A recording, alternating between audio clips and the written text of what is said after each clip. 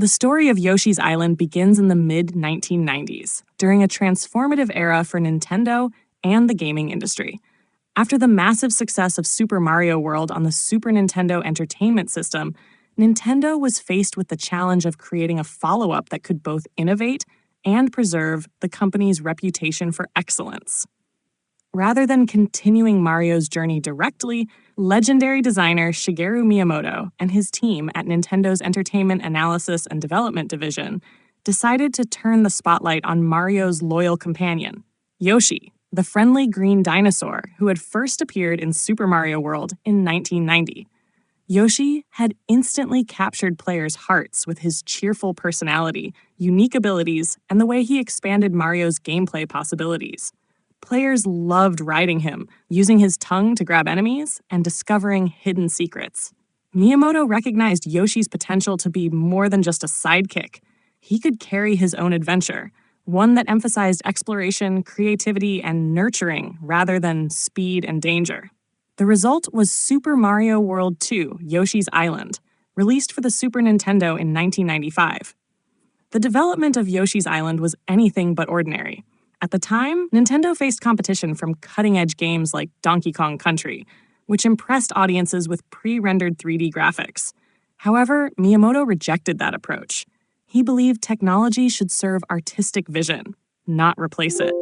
Instead of sleek, digitized realism, Yoshi's Island adopted a hand-drawn, crayon-like art style that looked like a children's storybook come to life. The decision was risky, but revolutionary. It gave the game a timeless charm and set it apart from everything else on the market. Gameplay in Yoshi's Island also broke new ground. Players controlled Yoshi as he carried Baby Mario on his back, journeying through vibrant, whimsical levels to rescue Baby Luigi from the villainous Magikoopa, Kamek. Yoshi could flutter jump, swallow enemies to create eggs, and throw those eggs to solve puzzles and defeat foes.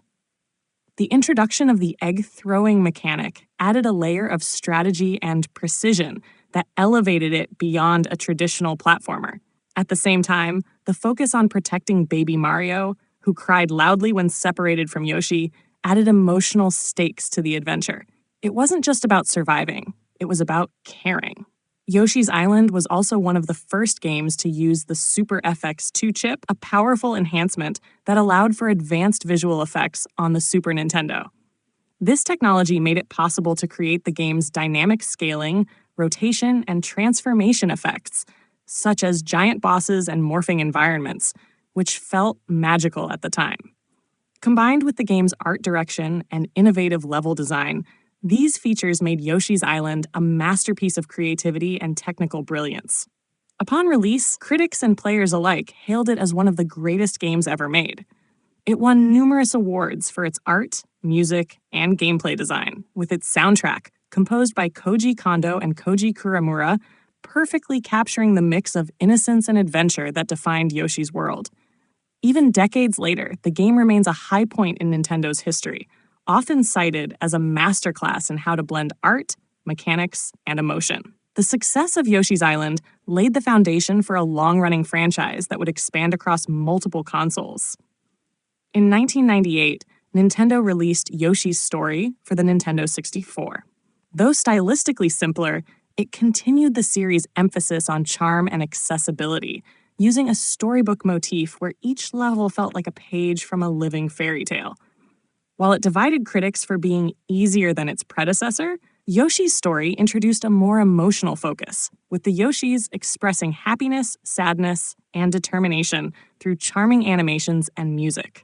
As gaming advanced into the 2000s, Yoshi's adventures continued to evolve.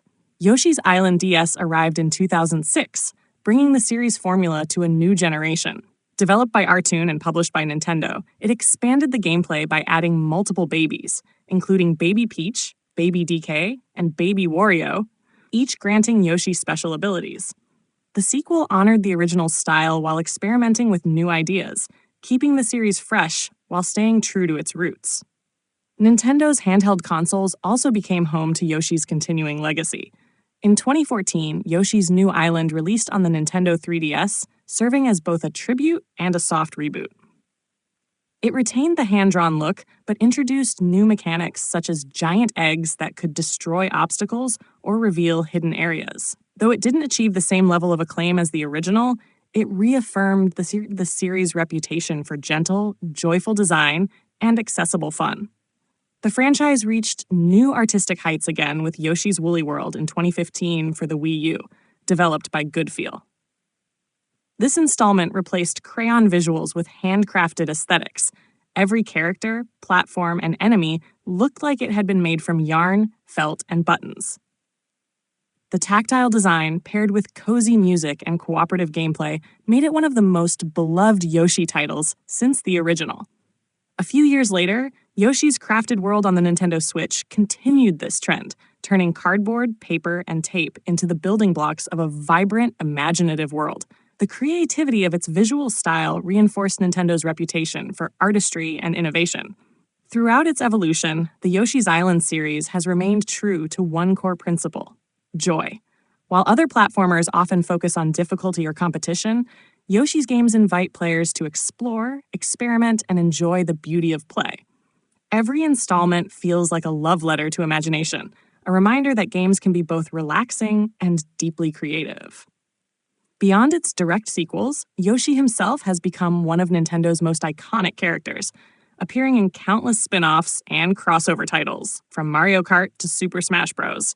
Yet his solo adventures retain a special place in the company's history. They represent Nintendo at its most inventive, combining technical mastery with emotional storytelling and a sense of childlike wonder. Today, Super Mario World 2, Yoshi's Island is regarded as not only one of the best games of the 16-bit era, but one of the greatest games ever made. Its influence can be felt in countless platformers that emphasize visual artistry and creative gameplay. The game's distinct look, its heartfelt tone, and its playful mechanics have made it timeless. It stands as proof that imagination, not hardware power, is what defines a masterpiece. Nearly 3 decades later, Yoshi's Island continues to remind players why they fell in love with games in the first place, not for competition or realism, but for the joy of discovery, creativity, and pure fun. Yoshi's gentle smile, the bright colors of his world, and the melody of his adventures remain forever imprinted on the heart of gaming history.